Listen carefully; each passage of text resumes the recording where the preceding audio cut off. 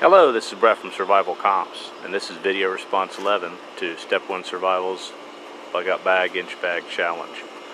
And I wanted to start out this video showing you what's left of my beautiful oak tree after Hurricane Irma. You can see it barely missed my neighbor's house. And you can see just how much standing water is in underneath where that root bowl was, and why it became compromised so easily. But tree 70 years old, and it's all that's left of it. And you can see the wind damage to my camphor tree too, where it twisted the top out of it. I mean, the entire top out of it. The subject of today's video is clothing, and specifically what clothing would be practical to have for bugging out or having in your inch bag.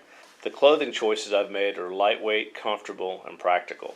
Oftentimes, people don't consider the fact that you may end up having to go to a hotel or interact in civilized society, and their idea of attiring themselves during a situation where they would have to bug out would consist of wearing fatigues. And that's probably not the best idea, because you're going to draw unwanted attention to yourself.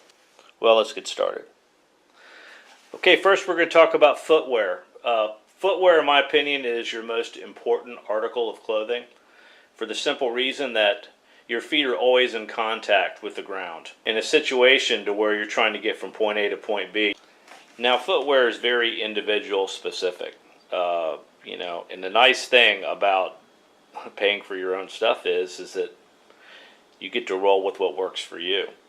And this is my current hiking boot set here, which these are the Salomon X Ultra GTXs here. I've had very good luck with them. I've got maybe 120 miles on these now, and I've had no problems with them whatsoever. These are of course, the GTXs, the Gore-Tex ones, so they do provide a little bit of, water protection. They do have a gusseted tongue, which is nice. The weight of these is like 17 ounces, so they're nice. Now, they do also make these that are more ventilated, that don't have the Gore-Tex liner, and those would be good for an environment where your threat of getting wet, like a desert environment, is lower, and also in an environment that actually is very wet and you're subject to more than incidental immersion, because the ability of the footwear to actually drain and dry is more important than any kind of waterproof capability in an environment. And yes, you could certainly knock back these gray highlights with some spray paint, and spray painting your clothing in a bug out type of thing is not a bad idea, because it gives it more of a shoddy appearance, which is what you actually want to have to minimize your standing out. And also, looking at someone's footwear and the condition of their footwear is a good indication to see if that person is indeed who they say they are. Next is our socks. I use a layered system of socks. I've always had good luck with this. And what I do use is I use two pairs of liner socks of different types, and combine those together for a sock system. And I've had extremely good luck with this for blister prevention and comfort, even when the socks are completely saturated with moisture. And the thinner material socks dry much quicker than the thicker material socks do. So when they do get wet, you can wring these out and generally dry them overnight to where they're not uncomfortable in the morning when you have to put them back on to continue moving, or during the daytime if you're resting during the daytime. But the liners I use are these Injinji liners here, which are the toe socks, which look kind of strange.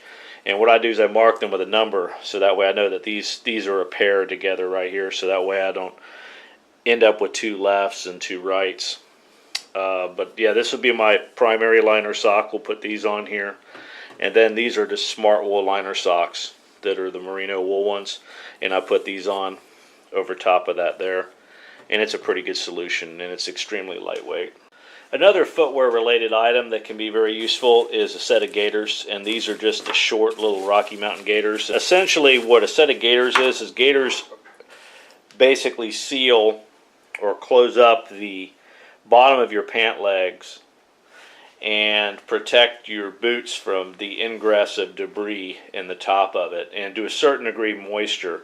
Now, if you're wearing not a set of rain pants, but a set of standard pants, and you use these to provide rain protection for your footwear, if it's a waterproof variety of footwear, the rain itself, once your pants become saturated, will actually wick its way down into your footwear wearing a set of gaiters such as this. So these don't eliminate the necessity for a set of rain pants if you're considering rain pants and rain protection to be imperative for your clothing ensemble. You're going to sweat wearing stuff like this, so if you do wear something like this, you're going to end up increasing the temperature in your feet and the amount of perspiration in your footwear. But then again, the protection for the debris and from insects and anything else climbing up your pant legs, you may find this to be a useful augmentation to your protection. And these gaiters are extremely light. They weigh about 6 ounces. And for your base layers here, just synthetic boxer briefs, which is just what I prefer, and some kind of a wicking t-shirt. This is a long sleeve one, and this one here, I mean, it's not any particular fancy name brand one or anything, but these dry quickly and they're light in weight. For trousers, I've got these, I've been hiking with these for a while. These are made by Rail Riders, and these are the VersaTac right here. The VersaTac is a lightweight pant that has a considerable amount of pockets on it. It dries extremely quickly, and it's reinforced in areas like you can see down here by the legs, and in the knee area it has a gusseted crotch, which is extremely important. All the buttons are webbing retained, which is more durable, and the pockets have a closure that will close with a button and with Velcro, and you can still access that same pocket right here from laying down with a zipper if desired. There's also a secondary pocket, which by consequence is sized for an M4 magazine, on the sides, and is distinct and separate from this interior pocket right here. They use a little bit of elastic in the waistband area. The belt loops are numerous, and they are for a 1.5-inch belt, which is substantial. Again, get the webbing retained button. These pants are rather expensive. I think they're in the neighborhood of $100, but I've used these things for a couple years now.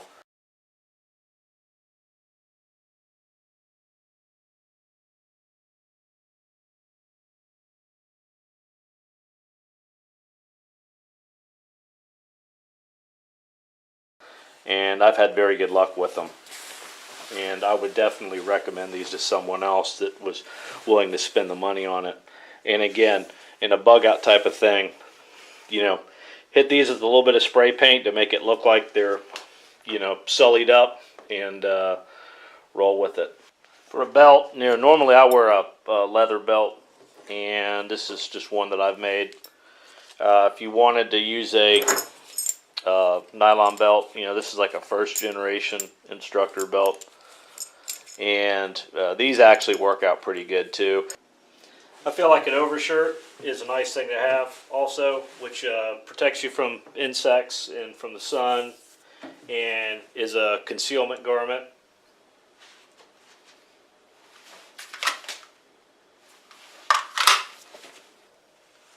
And this particular one here is from REI, but I mean, any of your like contemporary fishing type shirts or any of the other stuff that's made of the synthetic fabrics that dry quickly will suffice for it. And for my camouflage layer, bug tamer, which these things are fantastic. Essentially, it's a mesh type fabric that's like a no-CM mesh. It's heavy duty. That's got the breakup pattern camouflage over top of it. And it uses this mesh on the inside of it here to give it a certain amount of distance from your skin to provide protection from biting insects. And you can see right here that it's got your face veil that's built into it too in the hood. So this provides quite a bit of camouflage for you. It doesn't have a lot of pockets on it or anything. It's just got pockets for your hands. And it's elastic gathered at the wrists. It's not extremely light, but it combines your camouflage and insect protection into one layer. An option that may behoove you to consider if you have to go through an urban area is to get some disheveled looking clothing to make yourself appear to be uninteresting. An additional footwear consideration that you should look into is a set of camp shoes. Normally these are the kind that I use for backpacking, which allow me to let my boots dry and let my feet dry while still allowing some level of protection while moving about camp. And they also serve a function as shower shoes. And an item you definitely want to have is an extra set of base layers and socks. So just go ahead and condense it and do as small of a package as possible and stuff that in your pack. Now I don't keep all this stuff, of course, stuffed in the bag because it would take up a lot of space, but rather I keep it all assembled together and zipped within this outer garment here, the bug tamer jacket, ready to go. And you keep this close to your bug out bags.